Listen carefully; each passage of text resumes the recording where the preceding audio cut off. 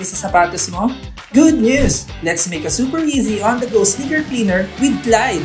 Siguradong hindi ka na mahihirapan every time you need to clean your shoes. Super simple lang na mga kailangan natin. Glide Premium Shoe Cleaner, clean water, empty bottle, sprayer, and measuring cup.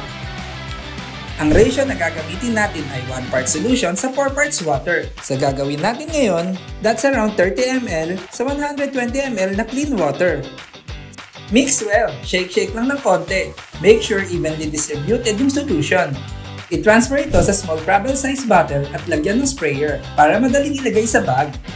Ngayong meron ka ng ready-to-use portable sneaker cleaner, no need to dilute na every time na may dumi ang shoes mo. Pwede mo yung gamitin sa sneakers, caps, and bags. Super dali, di ba? Try nyo na din to!